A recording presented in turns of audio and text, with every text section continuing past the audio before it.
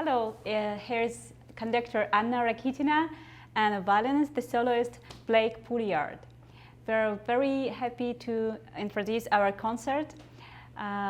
We will perform Prokofiev Concerto No. 2 for violin and the orchestra, and Greek Prelude highlights. So, how are you doing? I'm fine, Anna. How are you doing? I'm good. Yeah. I'm good. When did you get in to Vancouver? Oh, I arrived from Boston. Yeah. Through New York City, so Okay. yeah. It was fine. Yeah, and what about your trip? I just came here from Southern California, so, Oh. it's very different. What did you do there? I was performing a recital down there right before this. Bunch of different music, some Czech music, some Janáček, some Prokofiev, a different Prokofiev, obviously. Yeah, sure. Some Mozart, and yes, and then right away, of course, bang, up here too. Very, very intensive schedule, yeah? Yes, exactly. Well, I mean, I know. Were you performing as well, or back in Boston? No, I have an assistant position in the Boston Symphony, so I was just assisting. Yeah. Very relaxing job. Is it actually? Explain that to me. So, how long have you actually been in Boston now? Well, for this moment, already 3 years. This Okay. is my third year contract Wow. there, and yeah. Well, being assistant is just blessing. It's great. Really? Yeah, especially in this place like Boston Symphony. Yeah, the orchestra is just wonderful, and we have a great chief conductor, Andres Nelson. Of course. Yes, the Yeah. star and the so heartwarming person. It just. Amazing. And what? So, Yeah. so what does that exactly entail then? To go from being an assistant conductor, and then now, of course, you're here, and like your career is all over the place. You're performing all over the place. Like, how was that transition? How is it different for you? What did you take away from being in Boston to then start your kind of career? Well, it's kind of very smooth transition. Okay. Because both all kind of assistance positions are offering also concerts. So you always have an opportunity to perform and work with the orchestra where Cool. you assist. So it's fun. It's Yeah. fun. It's good. Yeah, exactly. It's Yeah, amazing. it's very good. Beautiful. And so, tell us a little bit more about the repertoire you play. Prokofiev is one of your favorites, or opposite? No, absolutely. I love Prokofiev. I think that I think that his music is really, for the violin in particular, it's very special. I think he has a really unique way of capturing. Obviously, in music history, we study, the whole point of neoclassics, music, sure.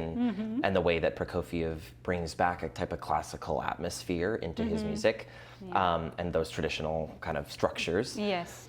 However, I think that with his violin music, there's something so powerful, I think, about his melodies that he gets on the violin, because I think that, certain composers are really good at melodies. Some of them are really good at orchestration. I think true, yeah. I think that like Tchaikovsky, of course, is like the king of melodies, whereas someone like I think Brahms's melodies are equally beautiful, but I think it's the way that he orchestrates his melodies into his symphonies and all of his music that's what makes them so special.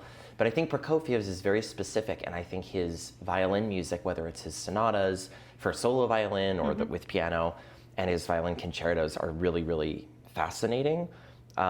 So for me, I mean, it's very exciting to come and be able to play this concerto with the VSO, and then really nice to work with you too. Oh, absolutely, likewise. Yeah, you're it's been just really, a star. really nice. Yeah, great. No, please. I mean, it's such a nice collaboration. I mean, do you have a particular affiliation for Prokofiev as well and his music, or? Well, yes, I really love it.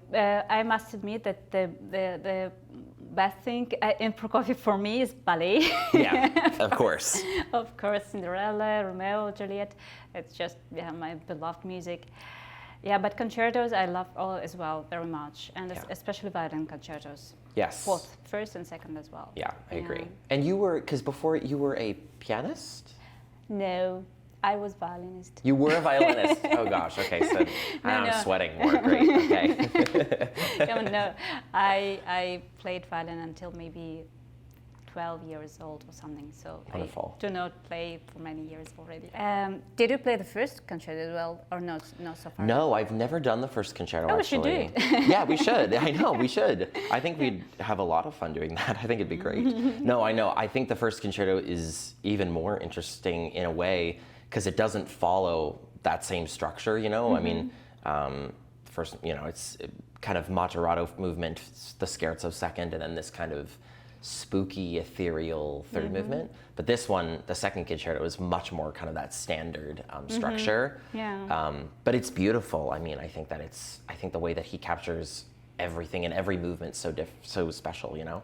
I think that, I mean, especially because before he wrote, I mean, the third movement particularly, is he was in Spain before he ended up going back to Russia. And I mean, the flavor of the castanets and like, it's really, really the cool. Final moment, I know, I love it. And what's your very favorite part of the concerto? Maybe something specific? Yeah, that's a good question, actually. I think I mean, part of me wants to say that there's one part in the third movement, where the winds take over before that kind of 3/4 melody comes in. It's so mysterious. But I think, like, ahead of all of that, I would have to say it's the very end of the second movement, where I take over the pizzicato, and then the orchestra has the theme. I just think it's a beautiful and strange orchestration. Exactly. You know what I mean? Very strange. Yeah, and I think that's what makes special. it. Yeah, it's a very unique experience because of that. You know. Oh yeah, I maybe need to tell our audience because the end is really special. So the second movement is quasi Baroque Andante with fantastically beautiful melody of solo violin and with accompaniment of pizzicati orchestra and clarinets. And at the very, very end of the movement, they turns around, so the violin takes the pizzicati and the orchestra plays the theme. And it's orchestrated very unusual because the theme played by horns and flutes was very, very strange. Right. And the very last bar played by solo double bass and solo clarinet. This is something. Yeah, right? I know. Yeah. What a strange, weird thing. But I think that he makes it, there's something so kind of beautiful about the bizarre way that the voicing of it is really interesting. And what's also really cool that I love is that also the way that the melodies come over, like you said, the horn and the flute followed by the clarinet and the bass, that also where they are on stage is all spread out. So it kind of makes this melody like all around you, whereas, and with me in the front holding it with us together. It's great.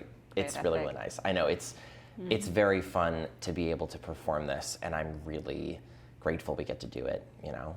So for you as well, so how has this transition been for this season for you to come back and perform live? Well, actually I didn't stop performing. Right? I was lucky. I know. I was very lucky. Yeah, because we made an online season in Boston, and I was very fortunate to also make a concert, pre-recorded with Boston Symphony. And then we had, luckily we had a summer full of concerts, and then the season came. Also, I had some performance around in LA area and somewhere around States. Yeah, so that was very nice. For me. Exactly. Yeah. And you're familiar with LA, correct? Yes, I was a fellow of the LA Philharmonic Orchestra, so Dudamel fellow. Unfortunately, that was exactly the season when the COVID started. Oh. So I made just half of this. Oh shoot! I'm so sorry. Yeah. Because I was gonna say, like, were you living in LA at that point? Well, no. We had. They have usually kind of 4 or 3 fellows in the season, and we divide the weeks. So each of us has around 6 or 7 or 8 weeks per season.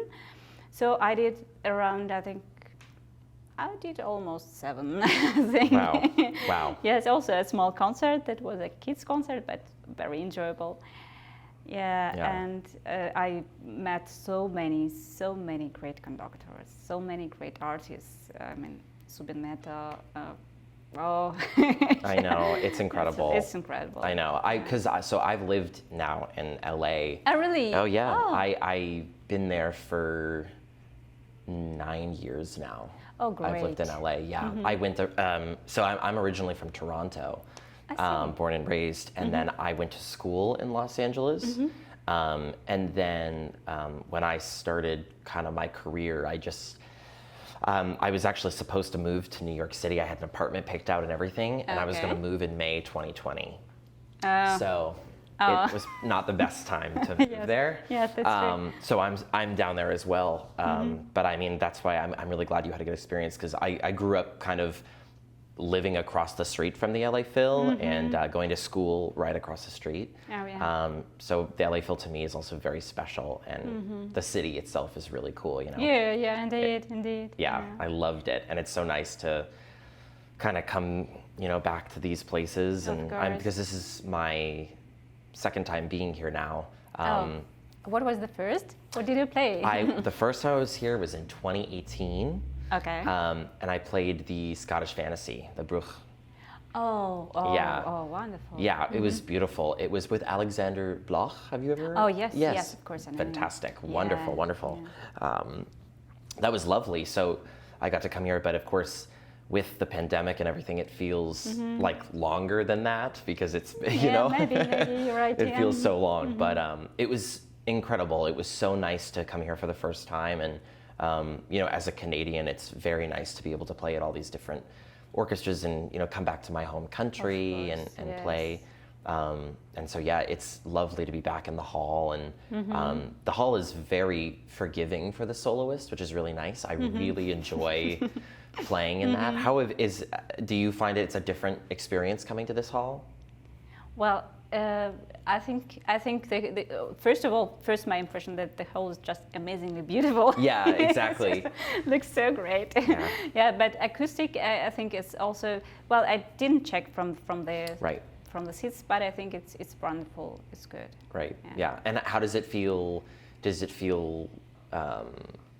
I'm always just interested, because I know we even are in different positions. You know, you're focused on getting a collective sound to you, and I'm focused on a sound going out. Oh, you know what I that's mean? true. So it's like, it's an interesting experience, that's and true. so I hope that you're also feeling like this, you know, cool collaboration, because I mean, it is, these old halls are so nice to be able to perform in. You know, I love it. It's special. Yeah, it is special, and it's been so fun and so nice. I'm so glad that we've been able to collaborate here. Yes, you know?